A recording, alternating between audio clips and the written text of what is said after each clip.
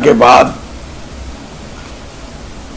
ये जो फैसला है ये कांग्रेस अध्यक्ष ने लिया है और जो भी सभी पहलुओं पे विचार करके लिया होगा।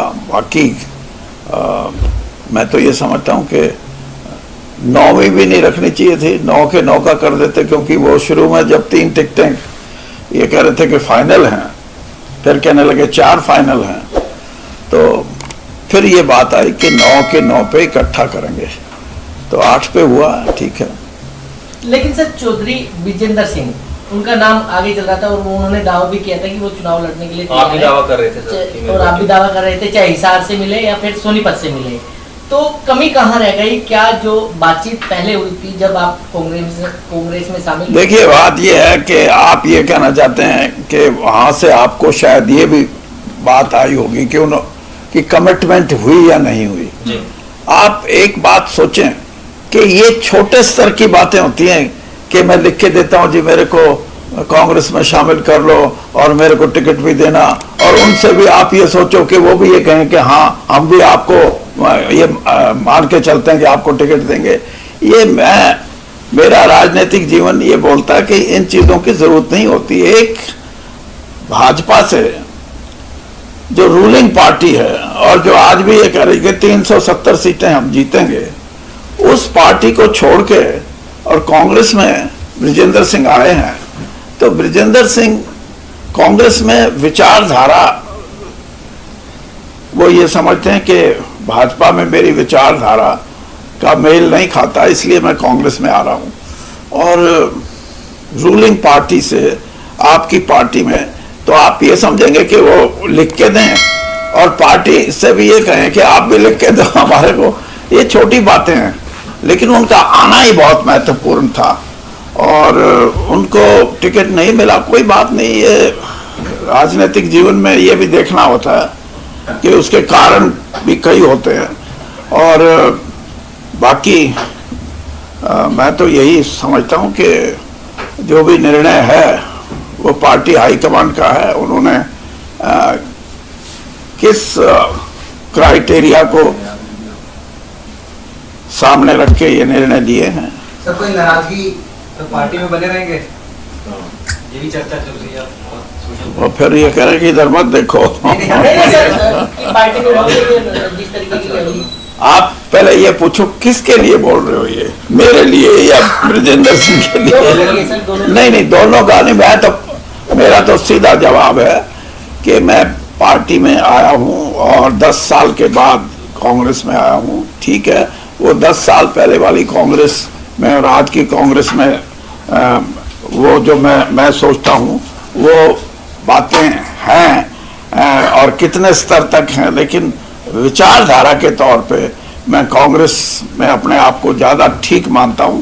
और कांग्रेस में रह के हम जो मैंने शुरू में एक बात कही थी कि विचारों की अभिव्यक्ति और उसमें भी स्वतंत्र रूप से अपनी बातों को रखना, चाहे राजनीतिक दल के अंदर हो और राजनीतिक दल की विचारधारा को आप बाहर भी अपने जो ख्याल हैं उनको आप रख सकते हो। कांग्रेस उसके लिए उचित स्थान है और इसीलिए मैंने ये निर्णय लिया था।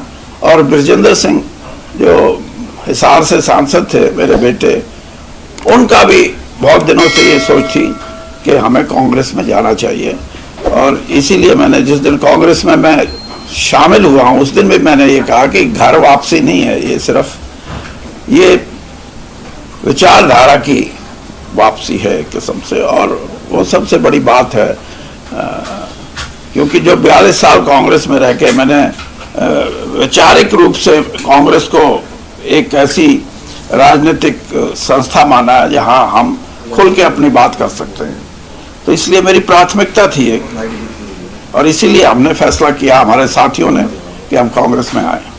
सर हिसार से अगर बात करें, सांसद जो उम्मीदवार है कांग्रेस के जयप्रकाश, उनके लिए आप वोट मांगेंगे, उनका समर्थन करेंगे, रैली करेंगे? मेरे को कांग्रेस हाईकमांड या कोई कैंडिडेट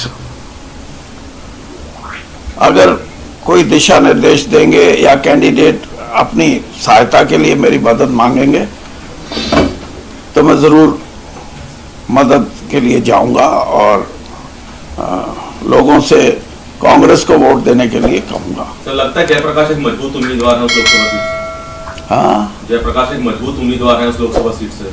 देखिए, मजबूत तो कौन कितना है ये कोई, आज आप एक बात समझें कि 2019 का इलेक्शन था, उसमें किसी ने ये नहीं देखा कि मजबूत उम्मीदवार कौन है। सबने ये देखा कि देश और देश में कौन उचित प्रधानमंत्री, नरेंद्र मोदी, दोनों चीज मिला के कैंडिडेट को बोल के वोट दिया। आज हरियाणा के अंदर मेरे शब्द हैं ये कि पिछले 1.5 महीने से मतदाता, साधारण मतदाता, वो बीजेपी से पीछे हट रहा है। और बीजेपी से पीछे हटने का अभिप्राय यह है कि उसकी दूसरी चॉइस कौन है, उसकी पसंद कौन सी है। तो हरियाणा में तो कांग्रेस के अलावा कोई दूसरी पार्टी नहीं, तो इसलिए वो कांग्रेस पार्टी की तरफ अपना मन बना रहा है। अब उसमें कैंडिडेट 19 हो, 21 हो, 23 हो, 25 हो, कोई फर्क नहीं पड़ता। सत्य खबर, सत्य, सटीक, बेबाक। ठीक है, 15 दिन की बहुत मेहनत के बाद पहले स्क्रीनिंग कमेटी, फिर सीईसी सेंट्रल इलेक्शन कमेटी, उसमें भी जब सही तौर पे फैसला नहीं हो सका तो फिर उसके बाद 2 मेंबर सब कमेटी, और उसकी रिकमेंडेशन के बाद ये जो फैसला है ये कांग्रेस अध्यक्ष ने लिया है, और जो भी सभी पहलुओं पे विचार करके लिया होगा। बाकी मैं तो ये समझता हूँ कि 9वीं भी नहीं रखनी चाहिए थी, 9 के 9 का कर देते, क्योंकि वो शुरू में जब 3 टिकटें ये कह रहे थे कि फाइनल हैं, फिर कहने लगे 4 फाइनल हैं, तो फिर ये बात आई कि 9 के 9 पे इकट्ठा करेंगे, तो 8 पे हुआ, ठीक है। लेकिन सर, चौधरी विजेंद्र सिंह, उनका नाम आगे चल रहा था और वो उन्होंने दावा भी किया था कि वो चुनाव लड़ने के लिए आप भी दावा कर रहे थे सर, और आप भी दावा कर रहे थे, चाहे हिसार से मिले या फिर सोनीपत से मिले। तो कमी कहाँ रह गई? क्या जो बातचीत पहले हुई थी जब आप कांग्रेस में शामिल? देखिए, बात ये है कि आप ये कहना चाहते हैं कि वहां से आपको शायद ये भी बात आई होगी कि कमिटमेंट हुई या नहीं हुई। जी। आप एक बात सोचें कि ये छोटे स्तर की बातें होती हैं कि मैं लिख के देता हूं जी मेरे को कांग्रेस में शामिल कर लो और मेरे को टिकट भी देना, और उनसे भी आप ये सोचो कि वो भी ये कहें कि हाँ हम भी आपको